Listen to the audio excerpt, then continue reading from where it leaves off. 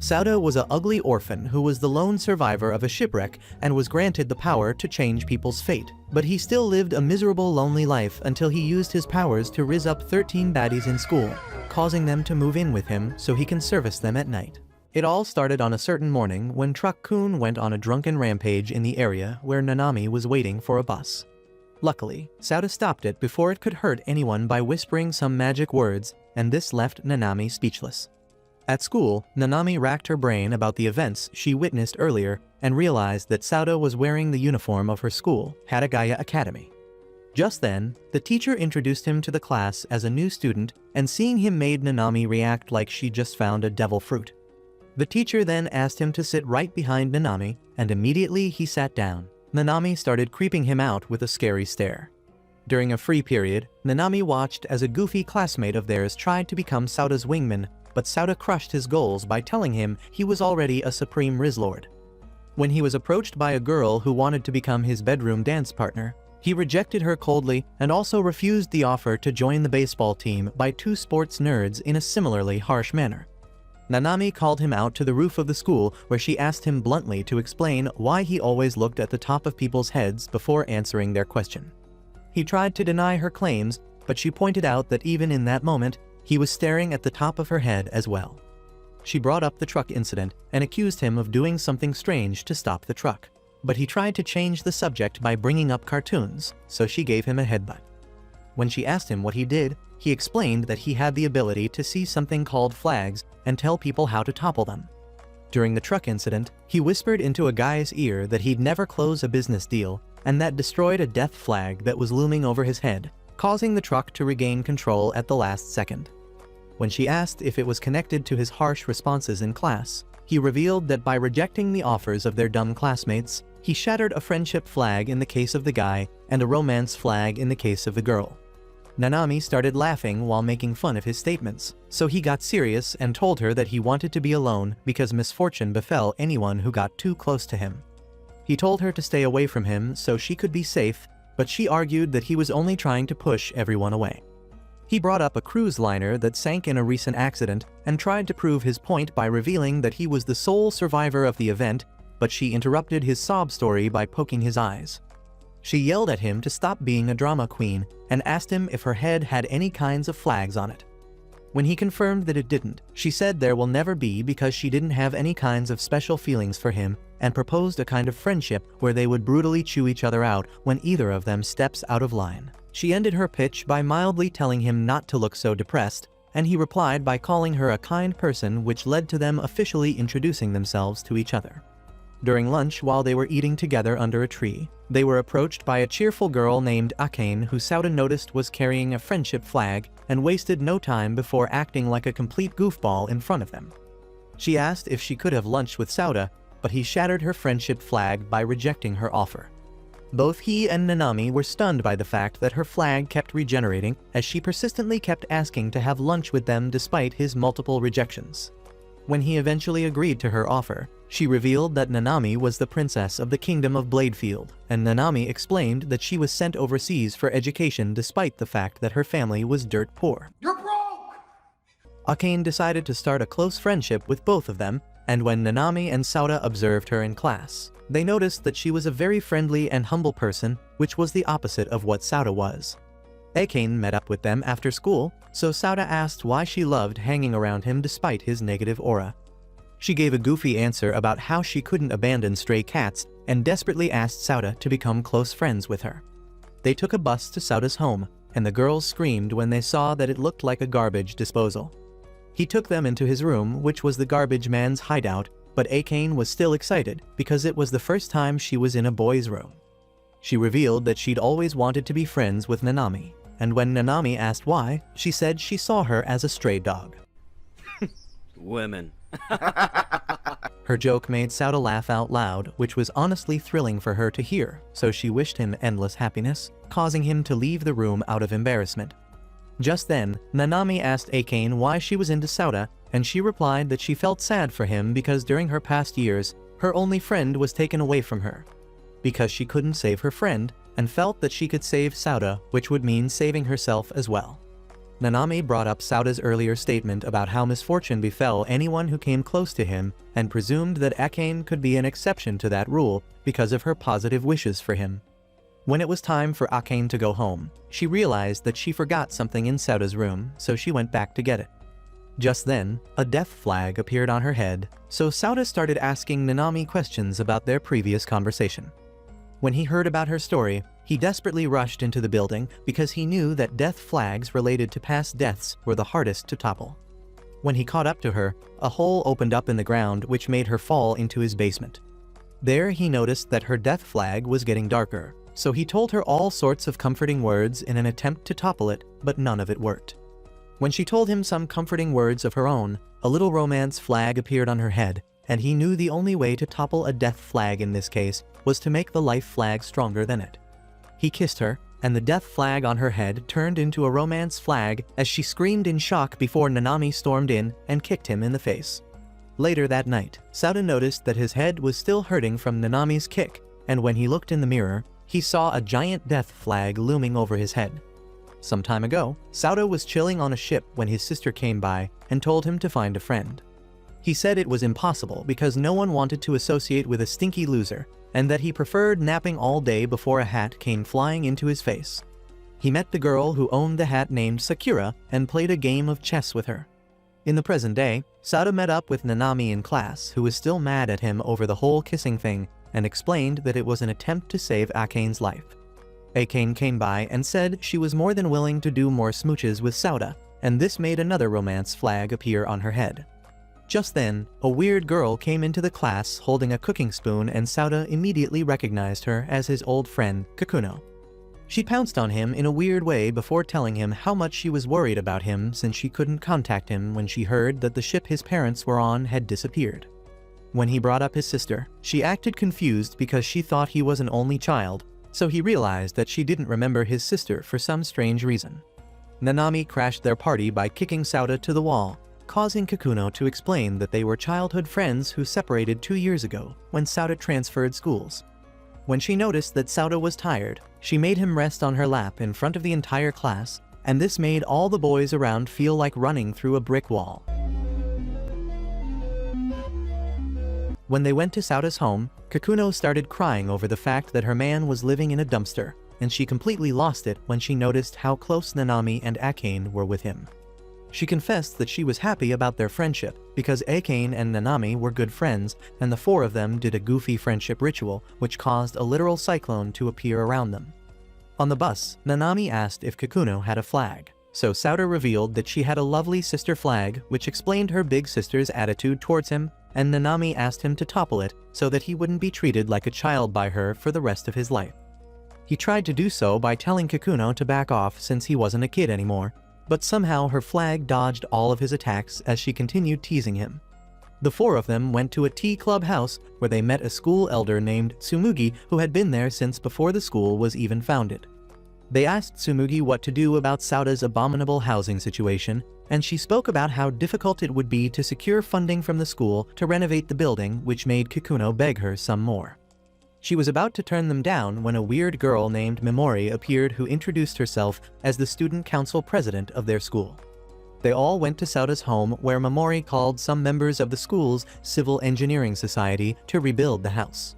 The society members thought that it would take at least a month to rebuild Sauda's home, but all hope was revived when Sauda's classmates arrived to help out. Akane confessed that she was the one who called them, and when the workers went in to begin their construction, Sauda thanked Akane, which made her jump around happily. Within a few days, they transformed Sauda's trash house into the Playboy Mansion and applied the finishing touches by helping him clean the place up. When Sauda started moving in, he met a guy named Megumu who thanked him for referring to him as a guy when everyone else saw him as a girl due to his feminine appearance. Sauda was stunned when the longest set of friendship flags appeared on Megumu's head, and he initially thought of ways to topple it, but eventually agreed to be his friend. Akane came by and saw both of them getting chummy with each other, so she started making fun of them until Sauda revealed that Megumu was a boy. Kakuno came by and made the same assumption, so Sauda told her Megumu was male as well. She brought up the fact that Megumu always used the girls' bathroom, so he explained that he did so because the guys couldn't stand him using theirs.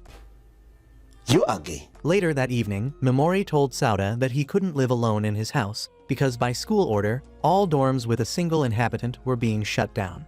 Sauda and friends were all mad about it, so she ran away while adding that he needed 4 more occupants to live in the house with him. Akane offered to live with him, and Megumu, Kakuno, and Nanami decided to take the remaining slots in the house. A while later, they were all gathered in Sauda's room, where Kakuno brought up the fact that they needed to decide their roles at the house before suggesting they all take a bath. While Nanami, Akane, and Kakuno were enjoying a bath together, Sauda struggled to form a conversation with Megumu until he suggested they go peep on the girls. You naughty. He dragged Sauda to the door of the bath and pushed him in, which unfortunately led to him being beaten to a pulp by Nanami. Later that night, Sauda noticed a death flag hanging from his cupboard, so he opened it and found a weird letter, which gave him a flashback of his chess match with Sakura, where he promised to do whatever she said as the winner. Back then, she revealed to him that she won because of a victory flag on her head and gave him her powers so he could uncover the mysteries of the world. The next day, Sauda woke up to the sight of Akane creeping on his bed, which made Nanami accuse them of having a one-night stand. Sauda asked Akane how she got into his room despite his door locks, and she revealed that Kakuno gave her a spare key to his room because she knew sus events like that would get Sauda's sword excited. He noticed a bit of movement under his sheets, so he lifted them and saw that Megumu was napping on top of him. When they asked how Megumu got into his room, he revealed that it was Kakuno who directed him there when he was sleepwalking, and the demon they spoke about came by to invite them for breakfast. Their little playtime was interrupted by the sound of a helicopter outside, which dropped a giant containment chamber in their yard. When it opened up, a robotic girl came out of it and introduced herself as Ruri before her head fell off in a way that terrified the entire gang. When they fixed her back up, she explained that she was sent by a high-profile tech company which was owned by Akane's family to help her adjust to the new living conditions at the dorm. She asked if they accepted her to their cluster, and the entire gang agreed to have Ruri as part of their gang, but they noticed that the robot girl blushed when Sauda talked to her. Nanami secretly asked Sauda if he'd raised a flag on Ruri, but he said it was impossible for robots to bear flags. They all decided to go to school while leaving Ruri in charge of the house, but Ruri shockingly put on a uniform and accompanied them to school. During lunch period, Sauda and the gang watched as Ruri feasted on some electrical charges and talked about how she was beloved by the entire class. Suddenly, a broadcast came on their screen where Memori announced a carnival called the All-Week Athletic Carnival, where the school would engage in sports events throughout the coming week while contending for the title of MVP. This got everyone excited, except Sauda, who felt worried as he remembered the mysterious letter that was tied to Sakura. The girls started telling him all sorts of R-rated dances they planned to do on him during the event when Memori arrived and ruined the mood by revealing that their dorm might get closed down soon. When the school authorities questioned her about the co-ed nature of Sauda's dorm, which was called the Quest Hall, she replied that it was made that way because the boys' forms were filled to the brim, and that the school couldn't afford to disband the Quest Hall's club. She started bragging about how Sauda's group would win the MVP award at the sports carnival, and the corny men in suits argued that it was impossible because no co-ed club had ever won that award. Memori decided to make a wager where the group would be disbanded and Sauda would be expelled if they lost the tournament, so the group blamed her for putting them in that situation. She started spouting some trash about teamwork, but Kakuno wasn't having any of her nonsense as she kicked her to the ground and threatened to end her if Sauda gets expelled. Mimoru revealed that she'd called a helper for them who had enough leadership skills to guide them into winning the top prize and ran off to the student council room. The girls started playing around with Sauda again until they were interrupted by a weird girl who shot an arrow at them. Luckily, the arrow didn't harm anyone, and the girl introduced herself as Rin, the one assigned to lead the Quest Hall group to the title of MVP. She claimed she was only doing it because of a favor, but added that she was determined to take them to victory no matter what, and Sauda noticed a misandrist girl flag on her head. Kakuno said she was in Rin's class the previous year, and they were close friends who wrote to each other every day. Rin realized that Sauda was the man that Kakuno used to glaze in her letters, but she aggressively said she wouldn't hesitate to work him to the bone to win that MVP prize. The next morning, Rin woke them up super early for some training, but noticed that Ruri couldn't get up because her computer brain was too busy updating her OnlyFans profile. She put them through some brutal workout drills until they were exhausted, and even after the girls took a break, she continued to run marathons with Sauda, Eventually, they took a break, and she asked why he was being so nonchalant about the whole expulsion thing, so he told her he used to live alone. When she started insulting him for being a pathetic excuse for a man, he asked what kind of man she liked. So she told him about a childhood friend of hers named Sauda, who always protected her from bullies until he moved to another city. Sauda said it was a coincidence because he had a friend who used to call him Sauda, and Rin decided to text the man she was referring to. Sauda got a message on his phone which made them realize that he was the one she was talking about, and they chased each other around until Rin slipped, causing him to hold on to her. Rin started crying because she felt he hated her for her harsh attitude towards him, and Sauda noticed that a Yandir flag had appeared on her, so he toppled it by assuring her that they were still friends. He noticed that a route-cleared flag had appeared on her head and wondered how Rin became such an easy woman. That evening, Rin told the rest of the gang about the whole ordeal with Sauda, and their optimism levels rose as they continued their training the next day. On the day of the sports carnival, Rin was hyping up the gang when Sauda asked how the school selected the MVP. Rin said it would be based on the total points earned, which included points from winning events and points for excelling in teamwork, which was far higher than regular points.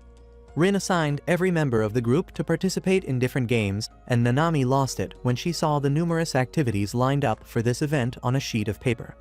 Mimoru handled the commentary of the event alongside Izumugi, and she announced that she'd be showcasing whatever event deserves the most attention.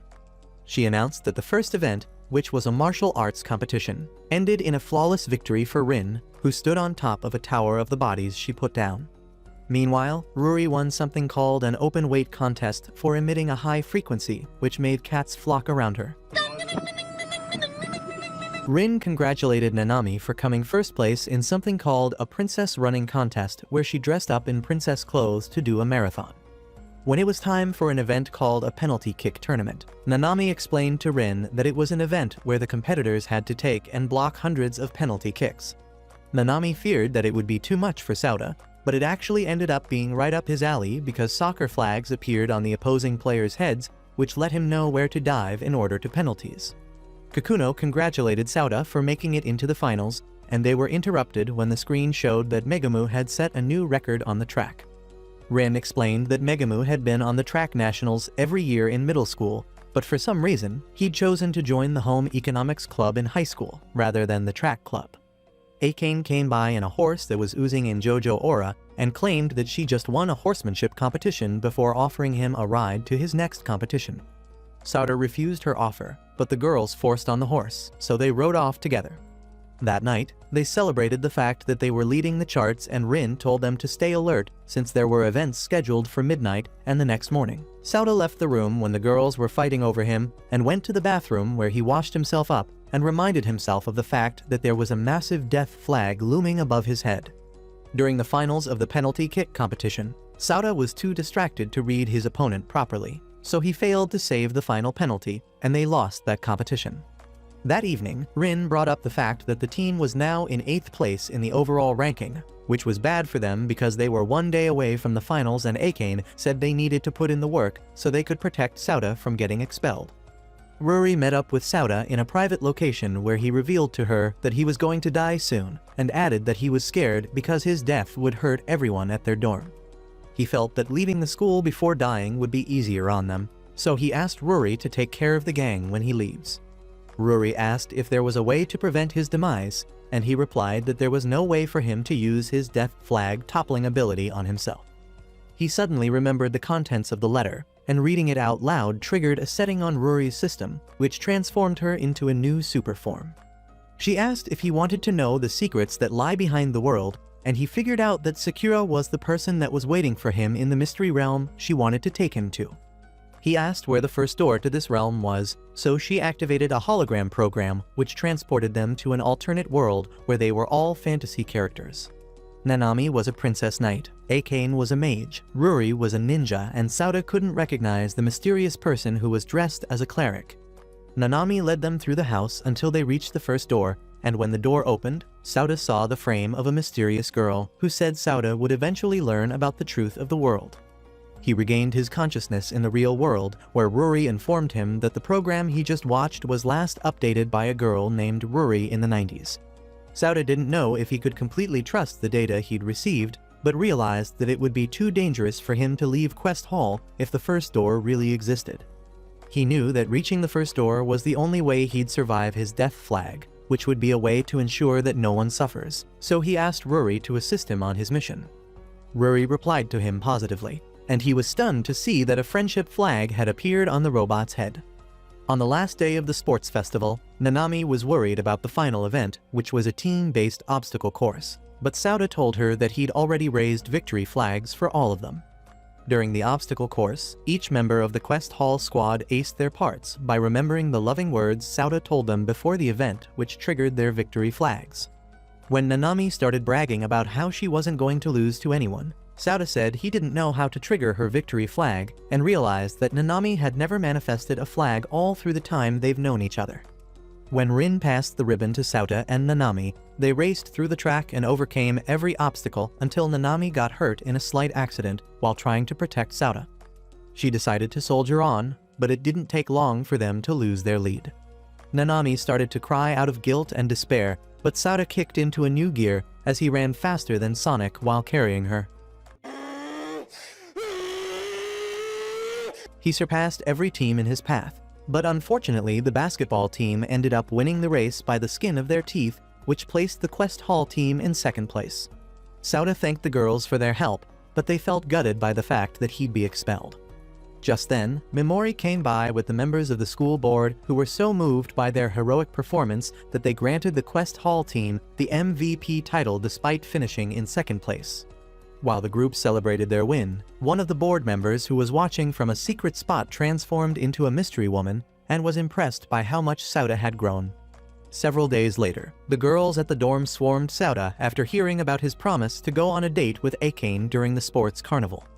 Nanami suggested they all go out with Sauda since they were all the MVP and not just Akane, so they forced her into participating in a game of rock, paper, scissors to determine the schedule for their one-on-one dates with Sauda.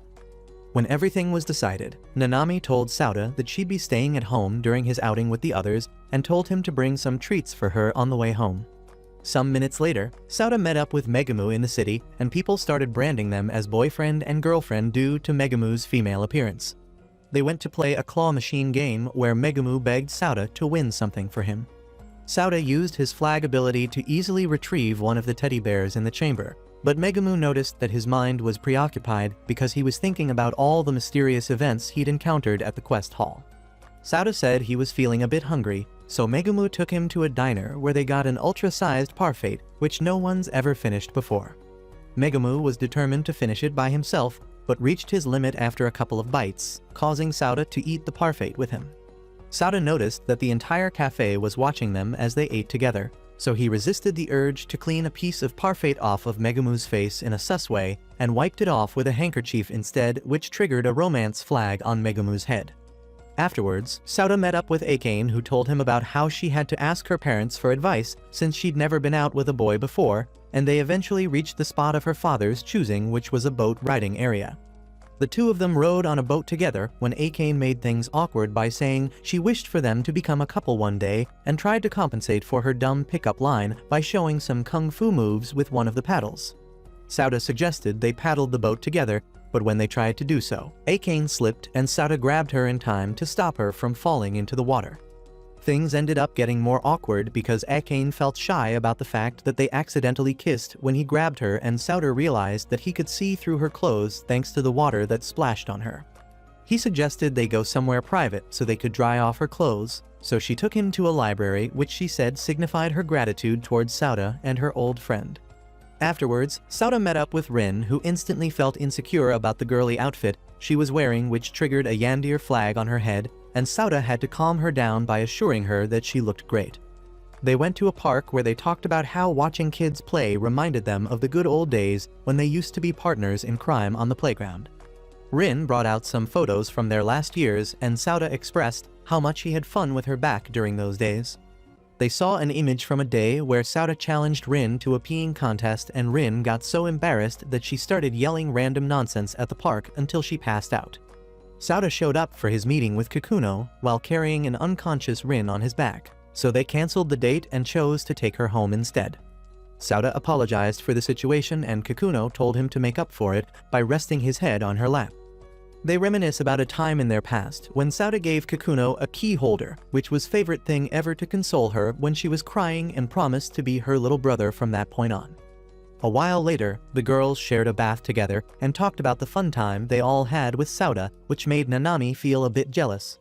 Sauda met up with Ruri, who informed him that an underground passage existed at the quest hall, which was blocked off until she dug it with her inbuilt drill. The two of them went into the secret tunnel and arrived at the first door, which Sauda opened up. When they went in, Sauda noticed that the place was empty apart from a box, which had drawings which signified their fantasy characters from the alternate world. Ruri said she couldn't scam that box because it was made of foreign material, so they decided to leave it for the time being. He asked about a hole in the wall, so she revealed that it led to a forest outside of the building. Just then, the hole started emitting a bright light, so Sauda rushed to check it out, only to meet a mysterious white-haired girl who instantly called out the fact that he had a huge death flag on his head. Elsewhere, an evil legion known as the House of the Seven Virtues were having a meeting about his humans being the trash that had populated the earth when the mysterious masked lady named Number Zero appeared and pointed out that Sauda was capable of changing fate with his hands thanks to his flag-seeing ability. She said they needed to find out if he was sent by something called a sacrament to do evil in the world, and assigned the white-haired girl, named May, to infiltrate their class. May was in class, casually ripping apart everyone who approached her with her words, and Sauda realized that she had the same power as him. When the girls came by and started talking about the school trips, Sauda realized that his name appeared in 2 lists, which meant that he had to go for 2 desperate school trips instead of 1. To make things clear, Ruri showed him a hologram message from Momori, where she confessed that she was pressured into putting him on both trips, which meant he had to go to the beach during the first half of his trip and the mountains in the second half. When they arrived at the beach, they all got into their swimsuits, and Ruri had to wear a special turtle suit, which she created in order not to rust while playing in the water. Nanami brought up the fact that Megumu didn't know how to swim despite being a reincarnation of Speedy Gonzales on land, and he confessed that he'd never been to a beach before because he felt that male swimsuits were embarrassing.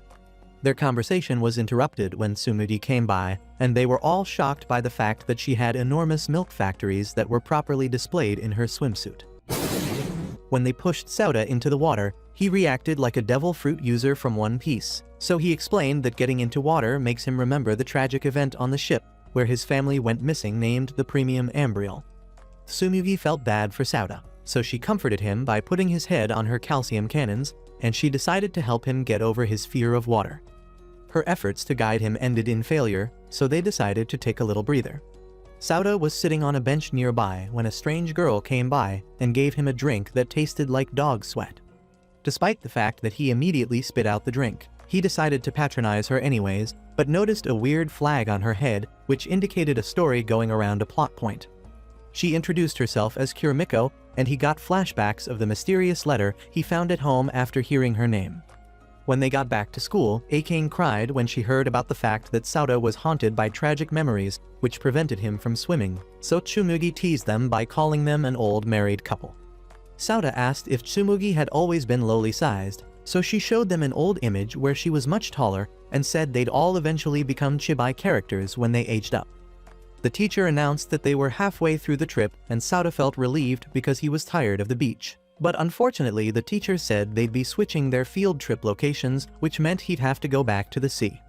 Sauda arrived at the beach with Akane, Kikuno, and Rin, but he still couldn't swim to save his life. The girls felt bad for him, but he motivated them to have fun without him, and when they left, Kurimiko came by again. He asked why she was working so hard despite being a pipsqueak, so she told him about how her late parents used to advise her not to rely on others. Their conversation was interrupted when a sea cucumber got stuck between Akane's melons, and after she got it out, Sauda introduced her to Kurimiko. Akane helped her sell a bunch of her popsicles and asked if she enjoyed selling them. Kurimiko said she didn't but had to do it to pay for her tuition and meals, and thanked her before running off. Shortly after that, Sauda met up with Kurimiko again and told her that she was an honorable lady for hustling in order to survive. When she thanked him, he noticed that another story flag appeared on her head, and she told him that she wanted to show him somewhere special. She took him to a nearby tunnel, which she said was the place she came anytime she felt bad about her parents' death, and Sauda said she shouldn't feel shy to rely on people every once in a while. Kirimiko confessed that she knew who Sauda was when she gave him a drink because her parents were part of the Premium Ambriel's crew, so he thought she was there to get revenge. However, she said it was him who deserved revenge because her parents were lousy crew members who couldn't protect anyone, and told him about how her days were miserable until she found him. He comforted her by saying she didn't need to bear any cross because of her parents' death. But their sweet bonding time was interrupted when they noticed that a tide was coming. It didn't take long before the tunnel was flooded, and she apologized for bringing him there. He said it was no problem and claimed that he'd love to have someone like her as a little sister. She replied by humbly requesting for him to swear into siblinghood with her when they got out of the tunnel, but he noticed 3 death flags appear on her head as she talked.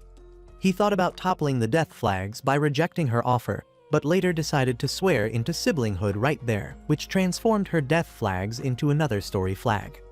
Kirimiko expressed her happiness so much that some more death flags appeared on her head, and Sauda toppled them by inviting her to attend his school under a scholarship which she agreed to. Just then, they were interrupted by Rory, who made a goofy entrance before rescuing them. Afterwards, they walked back to the beach together, and Sauda was determined to introduce Kirimiko to the gang until he saw a weird lady in a hat staring at the sea. The girl tried to play the role of the mysterious damsel in distress by running off, but Rory ruined the facade by revealing to Sauda that it was Megumu doing some cross-dressing. Oh my god, bro. Oh, hell no, man. Megumu explained that he was wearing female clothes because his sister, who was now in town, had switched up all his boys' clothes for female ones, and Sauda apologized for scaring him. When they returned to their room, Kirimiko introduced herself as Sauda's new little sister, and everyone was pleased except Kakuno, who cried about the fact that he loved his little sister more than his big one. She eventually accepted her as her little sister as well, and Sauda asked Tsumugi if it was possible to take her back to Takagaya Academy with them. Tsumugi and Sauda met up with Momori and begged her to use her power as the Chancellor's daughter to help them out with Kirimiko's situation. When she hesitated, Tsumugi came up with a solution which involved Momori letting Kirimiko into the school in exchange for going on a date with Sauda the next day, and Momori reluctantly agreed. When it was time for the date, Sauda and Momori went to a water spring, and as Sauda watched her play with the water, he felt relieved about the fact that she didn't raise any flags. Momori felt he was being distant because he didn't want to be out with her, so she apologized for wasting his time and promised to do what she could for Kirimiko's sake. When Sauda said he didn't hate her, Momori went further to say that she loved the fact that she did things her way despite the fact that she wasn't the kind of girl that men went after. Sauda smiled and said he admired the fact that she was living life to the fullest without a care in the world, because it was something that he was unable to do. This gave her a flashback of a time when her dying older brother complimented her lively lifestyle and wondered if he lived life to the fullest before drawing his last breath. Sauda said she should feel happy about the way she lived her life because she was always surrounded by people who loved her, and she responded by hugging him tightly. She swore that she'd make him happy, and this made a weirdly shaped romantic flag appear on her forehead as she shyly swore to always be on his side no matter what. She assured him that she'd handle Kirimiko's transfer, and after the date, she did everything in her power to make it work. A couple of days later, Sauda and Momori delivered the tragic news to Kirimiko that they didn't succeed in processing her transfer, but Kirimiko remained happy about the fact that she finally had people who were looking out for her. A while later, the gang got back to the quest hall, where they were stunned to see Kirimiko waiting for them. Sauda asked how she got there, so she revealed that she was brought to the dorm by Mei, who was also in the building. Mei said she got Kirimiko's transfer to go through by tinkering with the school's systems a bit, and this made Momori feel as useless as a wet sock. Nanami asked why Tsumugi and Momori were at their place, so they revealed that they were now officially living in the quest hall, and Akane welcomed them all to their dorm. Mei rejected the idea of living at the dorm with them and tried to walk away nonchalantly. But when Kirimiko said she wanted to live with her, Mei folded instantly and agreed to move in with them. The next day, Sauda sent Kirimiko off to school and met up with Mei on the school roof, where he asked her if she could see flags like him. She confirmed that she could, but said her powers were limited because they weren't natural like his own. She asked if he got his power from a sacrament, and he realized that she was referring to Sakura.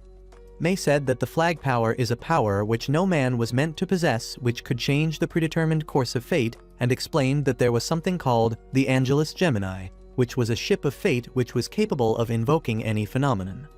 She said his power rivals that of the ship, and asked what he intended to do with it. Sauta replied that he intended to topple the massive death flag on his head and fulfill Sakura's request of discovering the truth behind the world. Mei said some magic words which manifested a portal around them, and she said she'd show him a glimpse of the truth behind the world as the portal enveloped both of them. They appeared in a place very similar to their school, but Sauta noticed that none of the girls recognized them, so Mei revealed that they were currently in a parallel world. She explained that the House of the Seven Virtues monitored the world and revealed that her mission was to determine if he would ever work ill upon the world. She transported them to the scene with the rogue truck, where he saw Nanami die as a result of the impact with the truck, and showed him other realities where the rest of the girls were unalived as well. They eventually arrived at a parallel version of the Premium Ambriel crash, where he met a dejected version of his past self and motivated him by assuring him that he'd make some amazing friends in the future. All of a sudden, the alternative Sauta changed into their teacher, who was named Miyuki, who revealed that she was Sauta's granddaughter. When a fire broke out between them, she assured him that she'd be fine because his words had given her a reason to live, and Sauta saw that a protagonist flag appeared on her head as the scene faded. Sauta woke up in the real world, where Mei informed him that the world would now revolve around Miyuki, but her speech was cut short when he randomly started coughing up blood. Mei feared that he was about to meet his maker, so she tried to pull off the death flag but got overwhelmed with the dark energy it emitted. After an epic struggle, she managed to suppress the effects of the death flag, and right when she started feeling comfortable, Sakura appeared and erased her memories so she wouldn't ruin Sauta's journey. When Sauta woke up, he saw a route-cleared flag on her head and realized that she didn't remember anything about the flag or the House of the Seven Virtues. Several days later, Sauta was taking a nap on Kakuno's lap when Rin showed up and started yelling at her. The three of them ended up eating some watermelon slices, and they talked about how the rest of the Quest Hall squad had gone home for the meantime. When Rin brought up the fact that Mei was acting softer than when she first came, Sauta thought about how Mei only lost memories related to flags and the House of the Seven Virtues. They were interrupted when Ruri crashed into the yard and flew off while carrying Sauta. They landed in a mansion where Akane rushed to meet them and apologized because Ruri's sudden actions were due to her wish to see Sauta. When Ruri left, Sauta and Akane went inside the mansion, where Akane started freaking out of embarrassment, but Sauta calmed her nerves by rizzing her up. A while later, the rest of the gang joined them at the mansion, and Sauta asked why they came, so Rin explained that Kakuno called everyone desperately after Ruri snatched him. Akane apologized to the gang for causing all the trouble, and Kurimiko complimented her for being friendly with them despite being a Bougie baddie. This made Akane so happy that she decided to treat them all like special guests. After having a fun time at dinner, Sauta went into the bath area, where Rin suddenly appeared and yelled at him for being in the women's bath. B argued that it was the men's bath, but when he heard the rest of the girls coming, he knew he was wrong and also cooked. Rin dragged him behind a rock before the rest of the girls arrived at the bath, and she felt so embarrassed about him seeing her in her natural state that a depression flag appeared on her head. Sauta easily toppled it with some rizful words, and she got so flustered that she made some noise which caused Akane to meet up with her in their hiding spot. Akane revealed that their bathhouse alternated between males and females every hour, and as Rin chewed her out for leaving out that information, Sauta managed to escape while they were distracted. Some hours later, Nanami called Akane to check up on them, and felt so jealous about the fact that everyone was having fun at her house that she started crying. The next day, they all met up with Nanami, who welcomed them to the Kingdom of Bladefield and boarded them on a train to the capital of the kingdom, which was named Twin Blade. Inside the train, Ruri made a surprise appearance in a chibai form, and Sauta noticed that she was carrying a pair of large plot armors on her, so Akane confessed that they were hers. When they got down from the train, Sauta met a cute lady who brought up the fact that he used a royal train and asked if he was related to the royal family. One of her maids explained that he was a classmate of Nanami's, and this made her happy for some reason. She introduced herself as Hakua, the 14th princess of the Bladefield Kingdom, and asked Sauta to tell her about Japan. Hakua was surprised by the fact that boys and girls went to the same school in Japan, and when Sauta asked if it was the same in their area, she said she had no idea because she'd never been to school. She revealed that she was educated by the nuns in a convent, and Sauta asked why her name was Japanese, so she revealed that her mother was from Japan. Just then, Nanami showed up and Sauta asked how they found him. So Ruri explained that she planted a tracking device in Sauda's body.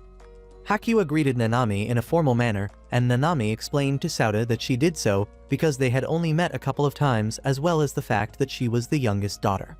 Suddenly, an assassin showed up and took out one of the guards while claiming that her goal was to unalive the two princesses. Another guard tried to take her out with a machine gun, but the bullets only succeeded in ripping apart her suit, which allowed them to see that the assassin was a robot.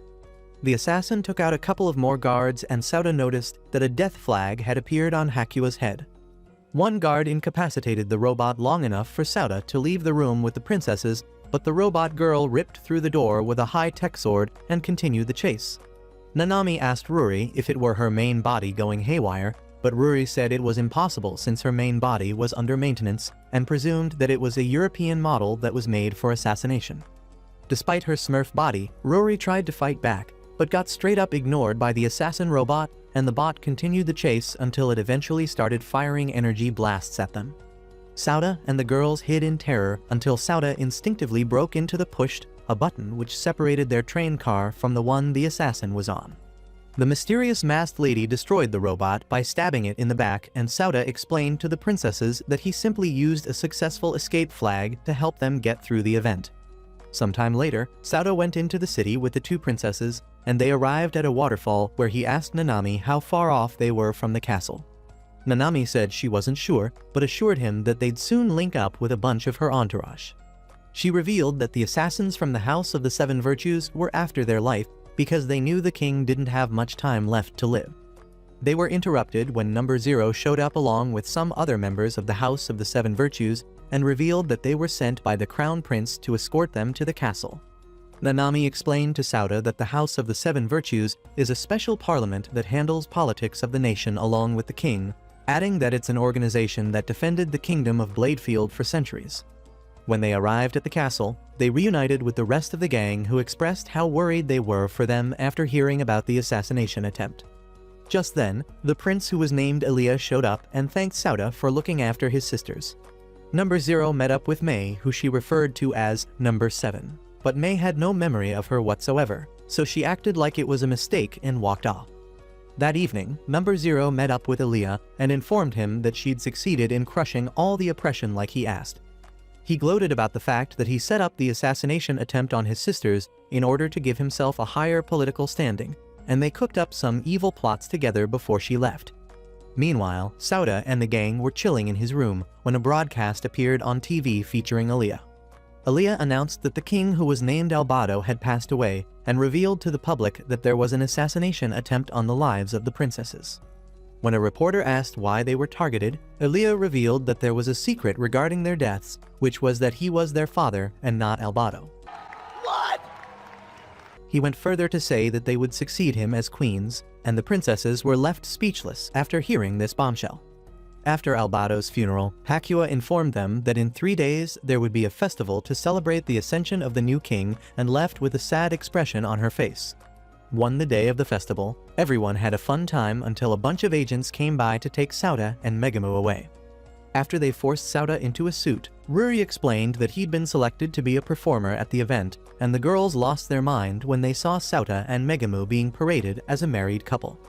Afterwards, Sauda met up with Hakua, who started confessing her love to him in a way that made a heavy relationship flag appear on her head. Sauda was frozen solid after hearing her words, and she eventually switched to a more serious tone as she brought up the fact that everyone in the city seemed happy despite the fact that the king passed.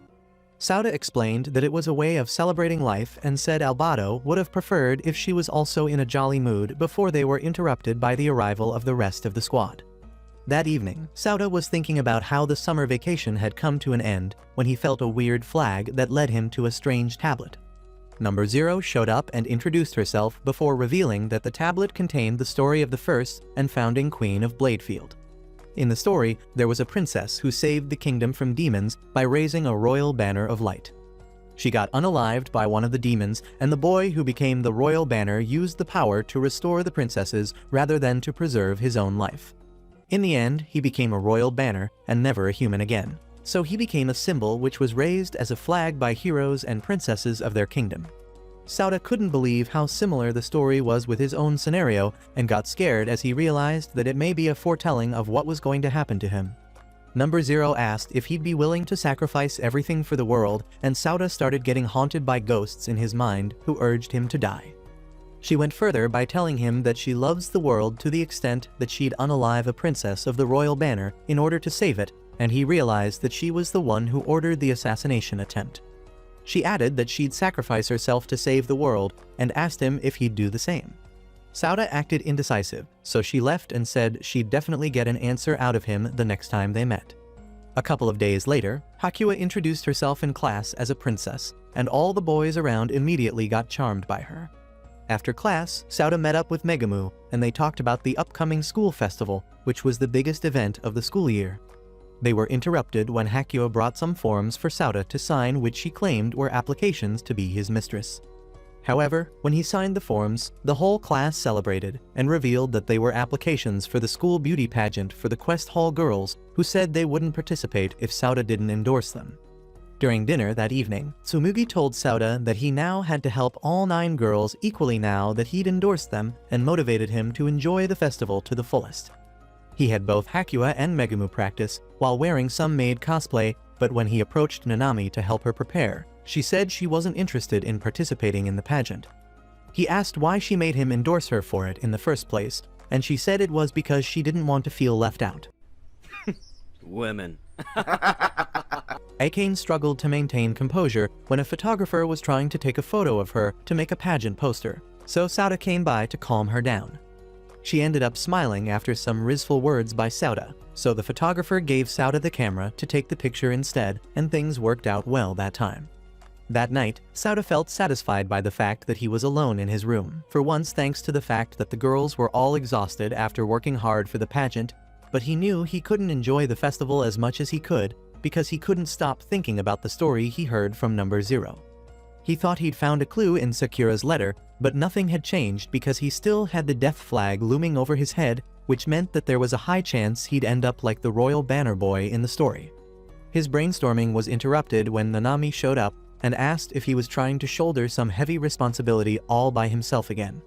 He denied her claims, so she left and wished him a good night. On the day of the festival, the heads of the broadcasting club, Fu and Yoshiko, got the crowd hyped by announcing that the Miss Hadageya pageant was about to begin.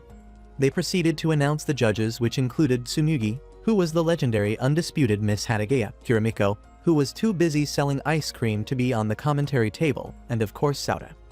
When the pageant began, they announced that entry number 1 was Akane, who introduced herself before boldly declaring that she liked Sauta when she came on stage.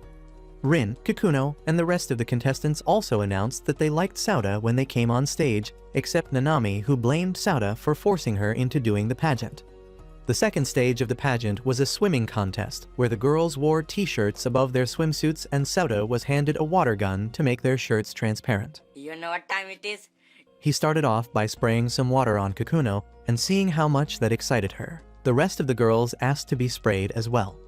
One by one, Sauta sprayed some water on the Quest Hall squad, and everything was fun until he sprayed some on Nanami, who took him out with a karate kick in response. They participated in other forms of competition, including a cooking contest, karaoke, and quiz, and at the end of it all, they were all tied at 1,000 points each. When they added the judges' points, they were still tied, but at 2,200 points per contestant, and Tsumugi said it was because she saw them all as equally good. The final competition was a passionate love confession contest, where each of them had to pour out their heart to Sauta. The first participant was Nanami, who told him about how she didn't like him when they met because of how pathetic he looked, but admitted that she now saw him as an admirable person. Sauta was so moved by the fact that she was thinking about him that his eyes became a waterfall. The rest of the girls were so moved that they all forfeited, and Nanami was officially declared the winner of the pageant. The prize was a school festival date with Sauta, and she surely enjoyed it to the fullest by stuffing her face with every festival junk food around. When they arrived at a certain staircase, a strange girl wearing sunglasses collided with Sauta and begged them to hide her. Some students rushed in with the intention of catching her, and when they didn't see her around, they ran ahead. Sauta, who was hiding with her in the corner, asked what she did, and she replied that she didn't do anything while taking off her sunglasses.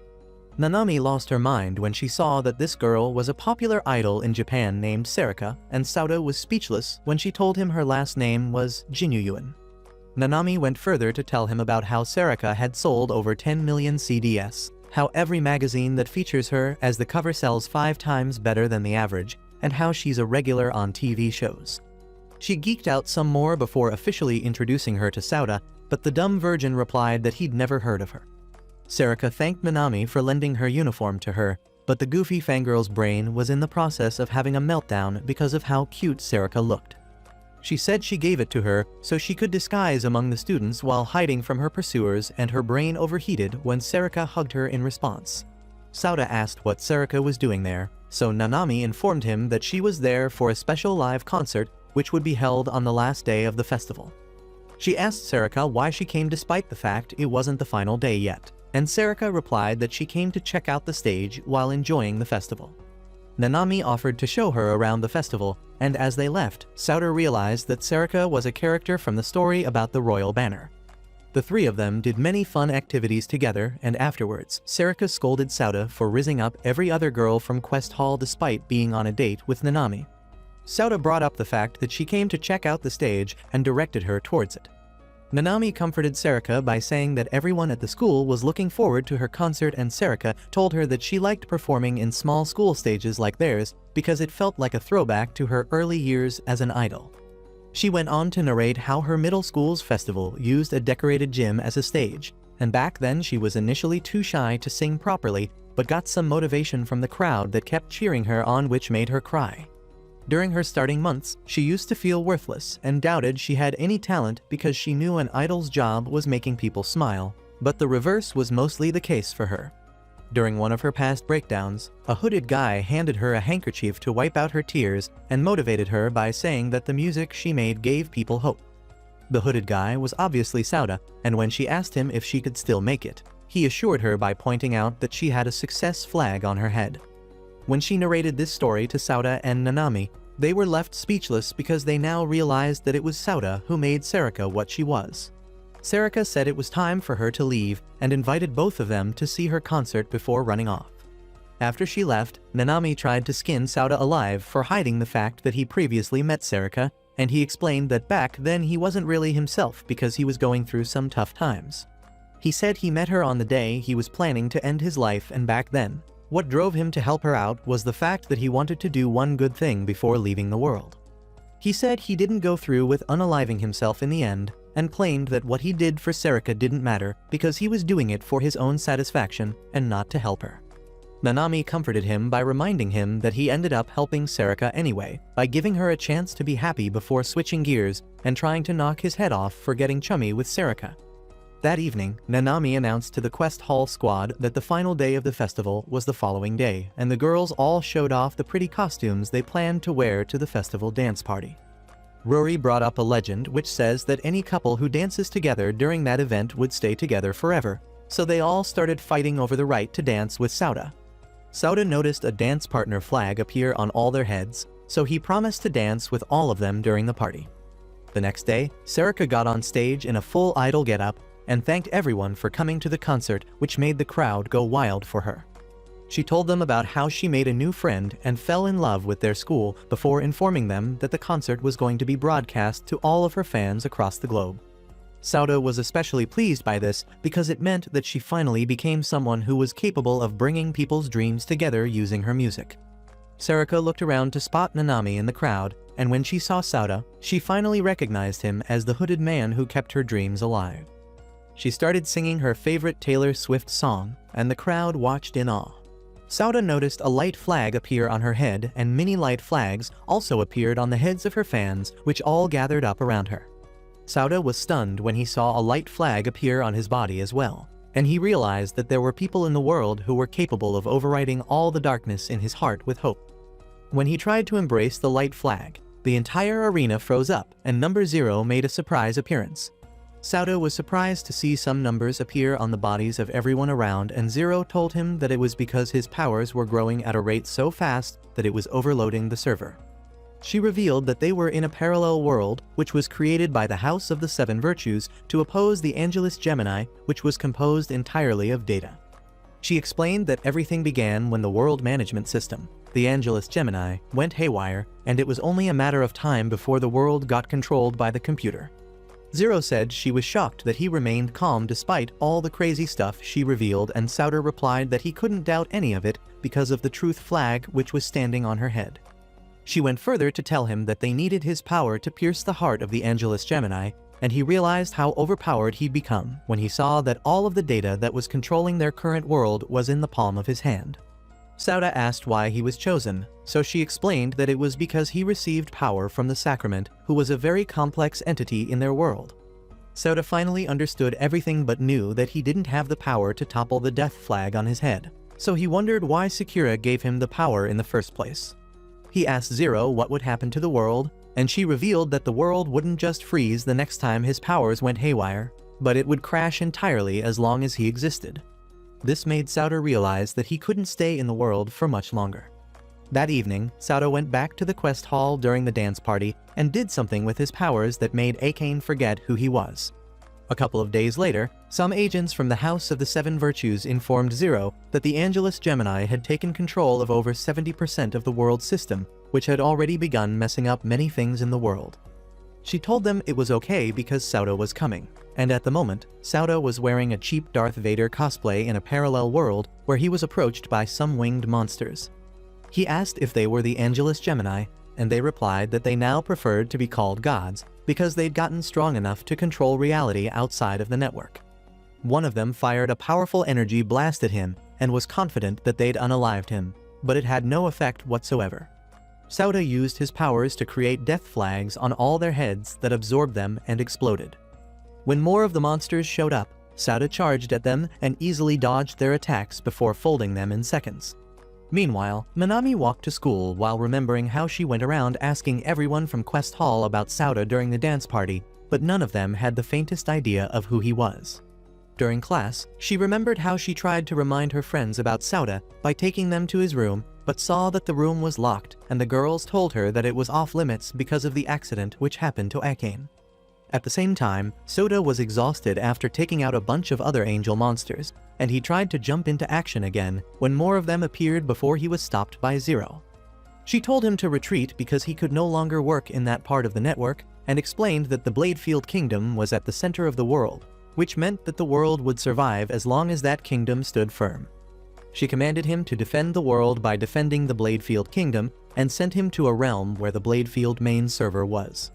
She revealed that if anything happened to the Bladefield main server, both the real world and the virtual worlds would cease to exist, and he was determined to clap all of the angel monsters in front of him when he remembered his friends in the real world. He kept into action once again, while boldly declaring that he wouldn't let them pass through the gate, and began destroying the monsters one by one. One angel monster threw a powerful light attack at him, and he struggled to block it with his shield until he kicked things into a higher gear by deploying a massive dark aura around himself. During graduation, the Quest Hall squad congratulated each other as they gleefully left the dorm, but Nanami was still concerned about the fact that none of them remembered anything about the time they spent with Sauter. She ran into the dorm and broke into Sauter's room, where she saw a mysterious white flag faintly appear which led her to a letter on the table. When she opened the letter and skimmed through the contents, she realized that it was her handwriting. Ruri suddenly came by, and when she said Nanami had broken through Sauter's encryption, she was surprised that Ruri remembered Sauter. Ruri gave her a kiss which transported her mind to a spirit realm where she met Sauter's big sister, who was also named Nanami. She revealed that the world was built on top of a network, and that Sauter was Nanami's little brother in the real world. Spirit Nanami said it all started when the House of the Seven Virtues moved to prevent Angelus Gemini's world domination, and Nanami asked why they do that because she believed that they were only a special parliament of the Kingdom of Bladefield.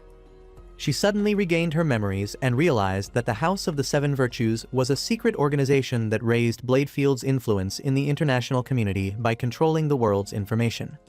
When Spirit Nanami revealed that Zero was targeting Sauter, Nanami asked why they'd go after the Prince of the Kingdom. In response, Spirit Nanami said that every word of the Bladefield royal banner story was true, and that the founder of the Bladefield Kingdom named Kagura was a descendant of the Princess Knight and the royal banner from the story. She added that a descendant with unusual powers was born in each generation, and Nanami realized that she was referring to Sauter. Spirit Nanami revealed that Number Zero linked Sauda's mind to millions of virtual worlds in order to draw out his latent powers through an immense number of simulations. Nanami asked if her purpose of coming into the virtual world was to save Sauda, and Spirit Nanami confirmed that it was before informing her that Number Zero interfered by splitting them into two separate bodies of data and imprisoning her. Spirit Nanami also told her about how she escaped from Zero's captivity, using Ruri's help, but ran out of power before she could completely set up a program to assist Sauda, which made her temporarily rest in Ruri's body. She added that it was thanks to this that the personality named Ruri was born as a fragment of her feelings was etched into the AI, which led her to help Sauda. Spirit Nanami said it was finally time for them to become one again, and brought up the fact that Sauda had been fighting alone in a virtual space which was inbound from the concept of time before saying that they needed to save him. When she mentioned the heroes of the Royal Banner, Nanami remembered the fact that she cried when her mother read her that story and decided to give the real one a happy ending. They finally merged into one being, and Nanami reawakened in the real world, where she asked Ruri to help her in her mission before noticing Akane at the door. With teary eyes, Akane confessed that she knew she was forgetting something important, and Nanami asked her to help her as well, so she agreed. Nanami thanked her and noticed that the entire Quest Hall team was in the area, which made her happy. They went into the secret tunnel from earlier, where Nanami talked about Sauda and told Hakua that he was her big brother. They all placed their hand on the mysterious box, which had the characters from the story drawn on it, and it made them regain their memories of Sauda before manifesting a giant flag, which covered them in aura. At the same time, Zero was complimenting Sauda after Junior bodies all the monsters in the area when he suddenly started seeing defeat flags.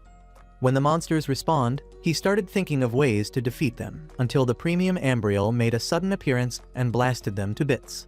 Nanami showed up in a night costume, and the rest of the girls appeared dripped in fantasy gear, as well as she declared that they were there to save him.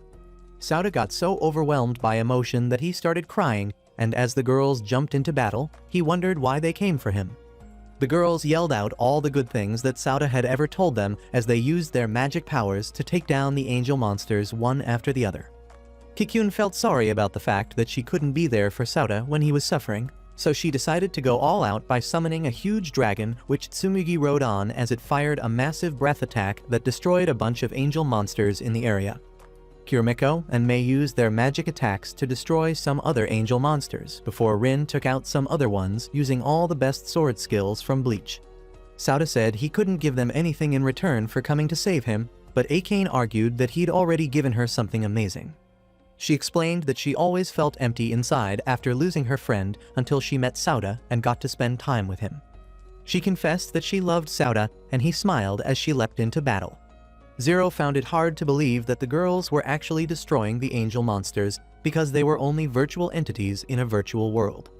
All of a sudden, the angel monsters started finding their auras into one massive ring, and Sauda identified their fused auras as the final boss flag. When it manifested as a huge majestic monster, he realized that it was the true form of the Angelus Gemini. The Angelus Gemini fired a powerful blast of light that took out all of the girls, and Sauda retaliated by charging at it with full force. He was stopped by a huge blast, and wondered how he could stop this monster from destroying the world before remembering the death flag he was carrying. Sauda suddenly felt something flowing into him, and mentally got transported to the scene of the Premium Ambriel crash. Some girls were on board with him, and they all feared for their lives, but he assured them that they'd survive before noticing a strange girl in the corner. When the ship started shaking, he grabbed the girl's hand and ran to another part of the boat where she introduced herself as Laplace's demon. Sauda was surprised when she called his name, but before he could ask how she knew it, a man who was being crushed by some load cried out for help. When Sauda went to save him, a fire broke out in the area which caused the building to collapse on top of Sauda. The man said he'd get some help as he ran away, and Laplace's demon came back a few moments later to tell him that no one was coming to save him. She brought up the fact that he was betrayed by someone he saved in order to prove how trashy humans were, but the man proved her wrong by coming back with a bunch of people including Akane and the girls. They all worked together to lift the pile of rocks that were mounted on Sauda, but then a giant pillar started falling on top of them. Laplace's demon told him about how he was the only one who could save them because they all had death flags hanging over their heads, and he wondered how he could do so. She explained that he needed to take on all their death flags upon himself, by sacrificing himself for them, so Sauda told her to give him all of their death flags. Laplace's demon did just that and went further by erasing all memories of the incident from his mind so that he'd live a lonely, miserable life.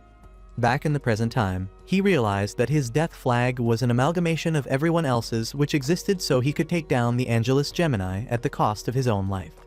He charged at the monster, but realized that his power alone wasn't enough to reach it, but the girls appeared and supported him until he destroyed the Angelus Gemini. Sauda woke up several days later in a room and wondered where he was before Zero appeared and revealed that he was in the real world. He asked about the battle, and she confirmed that he won despite the fact that there was still a bit of a disturbance in the system. She confessed that she linked his mind to multiple virtual worlds and used him to defeat the Angelus Gemini. Zero went even further to explain that the Sacrament and Laplace Demon were emotions that the Angelus Gemini abandoned when it began its world domination, which were simulated by the House of the Seven Virtues along with the virtual worlds in order to find a way to fight the Angelus Gemini. Laplace's demon determined that self-sacrifice would be the key, but the Sacrament determined that it would be the bonds between individuals that would finish the job, and the outcome proved that the Sacrament's ideas were more accurate. When Zero took off her mask, Sauda was shocked to see that she looked exactly like Nanami, but she introduced herself as Kagura and thanked him for saving the world. As she left, she told him that he was the only one who held the memories of the battle and everything that happened in the virtual world, which meant that the girls didn't remember their big Avengers Assemble moment. When Sauda got back to the quest hall, he met Akane, who didn't have any memories of him, and introduced himself to her. The two of them started exploring the dorm until she reached the point where she had an accident the last time and Sauda managed to save her by holding her tightly. When he said he was glad she was safe, she thanked him for saving her life again, and he realized that she'd regained her memories of him. Meanwhile, Sacrament and Laplace's demon watched from a tree and talked about how the world was more beautiful than they thought. Do you think Sauda is ever gonna find out that he's Nanami's little brother? Let us know in the comments. That's all for today's video. If you like anime recaps like this, check out this video here.